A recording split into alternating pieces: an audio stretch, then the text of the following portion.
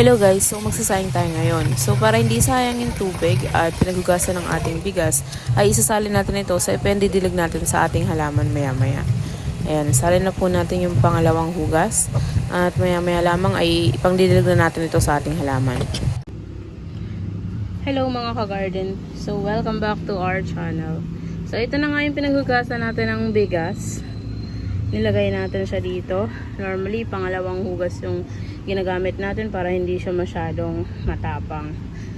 So, kaya gumagamit tayo nung pinaghugasan ng bigas is dahil mayaman ito sa nitrogen. Okay. And dahil organic naman siya, safe na safe siya kahit araw-araw mo siyang gamitin, kahit araw-araw na magsasaing ka, pwede mo siyang gamitin na ihalo mo sa ipandidilig mo sa iyong mga halaman. Yung nitrogen kasi is nakakatulong yan para mag-produce ng maraming dahon yung mga halaman natin. And kung nag-aalaga ka naman ng mga halaman or yung mga leafy vegetable, kung saan yung mga dahon yung napapakinabangan mo, is maganda itong pinaghugasan ng bigas na gamitin na pandilig. So ngayon, didilig na natin siya. Ito lang tayo sa gilid para hindi mabasa yung crown ng strawberry natin. Ayan, ginawan tayo sa gilid ng dilig.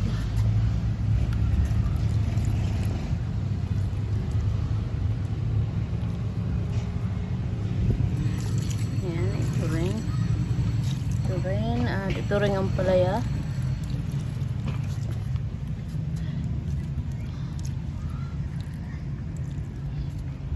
Ito rin sili. Kalabasa. Itong kalamansi. Itong kalabasa. Okay. Itong coleus natin na bulaklak. Ito, strawberry ulit.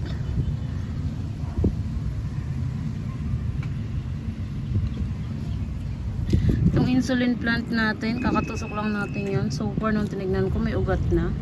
Kaya mag-grow na lang yung kusa. At itong ating oregano. Kalamansi ulit. At oregano ulit. Itong ating green tea.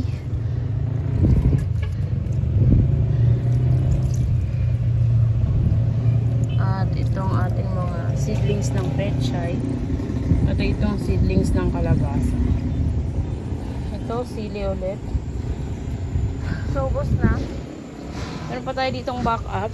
Ito naman, pinaghugasan din siya ng bigas. Ang kinaibahan lang nito ay binabaran ko rin siya ng dahon ng malunggay.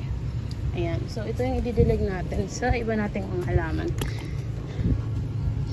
So, yung dahon pala guys ng malunggay is mayaman din siya sa nitrogen. And, tinutulungan niya maging malusog yung lupa. Para may bibigay ng lupa yung mga nutrients na kailangan din ng ating mga halaman. Ayan, itong stevia natin. Itong sampagita. Itong peppermint. Sili ulit. Sili. At itong serpentina. Ayan. So, ayan, nadiligan na natin sila lahat. Ito pa, peppermint din to, pero iba siyang variety.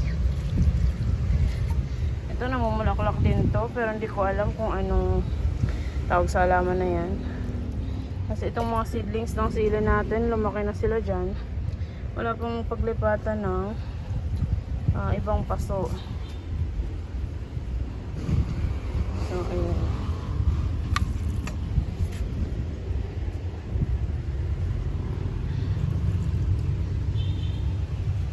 Ayun lang guys, nadiligan na natin lahat ng mga halaman natin.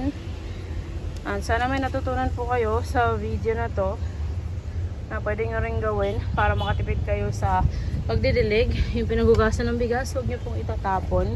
Ihalo nyo yun sa pandilig nyo at matutuwa ng inyong mga halaman.